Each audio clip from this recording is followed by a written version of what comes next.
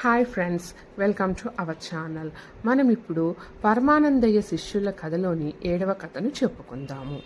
ప్రతి సంవత్సరం ఏదో ఒక శుభకార్యం చేయటం పరమానందయ్య గారికి అలవాటు. ఒక ఏకాదశి నాడు ఆయన ఇంట్లో సత్యనారాయణ వ్రతం చేద్దాం అనుకున్నారు. ముందు రోజు శిష్యుల్ని పిలిచి తలో పని అప్పగించారు. కొంతమంది అరటి పిల్లకలు తేవటానికి వెళ్తే మరికొంతమంది మామిడాకుల కోసం వెళ్ళారు. ఇంకొంతమంది అరటిపళ్ళు, అరటి ఆకులు, కొబ్బరికాయలు తేవడం కోసం బయలుదేరారు. వ్రతానికి కావలసిన సామాన్లు తెమ్మని శిష్యుల్ని పంపిస్తే వాళ్ళు ఒకటి తేబోయి మరొకటి తెస్తారని గ్రహించిన పరమానందయ్య గారు ఆ పని కోసం తానే స్వయంగా వెళ్ళాలనుకున్నారు.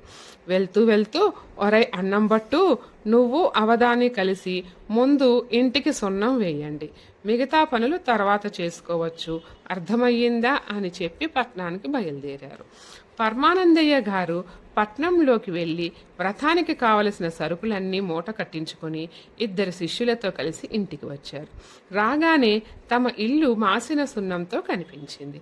తల తిప్పి చూశారు. ఎదురుగా ఉన్న ఇల్లు కొత్త సున్నంతో తలతలలాడిపోతోంది. అది చూసి ఆయనకి కోపం నశాలానికి అంటింది. ఒరై వెదవల్లారా, ఇలా రండి, ఏంటిరా మీరు చేసిన పని? మన ఇంటికి సున్నం వేయమంటే ఎదురింటికి వేస్తారా? ఎందుకలా చేశారా ఈ పని అని గదమాయించారు.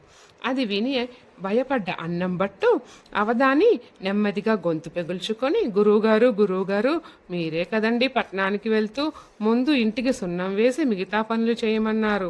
మేము మీరు చెప్పినట్టే ముందు ఇంటికి సున్నం వేసి మిగతా పనులు చేశాం. ఇందులో మా తప్పేముంది అని అమాయకంగా చెప్పారు. ఒరేయ్, నా కర్మకాలి మీకు గురువునయ్యానురా, ఎప్పటికీ మీకు తెలివితేటలు వస్తాయిరా. మిమ్మల్ని చూస్తుంటే నాకు కడుపు తరుక్కుపోతోంది. నేను పోతే మీరెలా బ్రతుకుతారు అంటూ కళ్ళనీళ్లు పెట్టుకున్నారు పరమానందయ్య గారు. Thank you friends.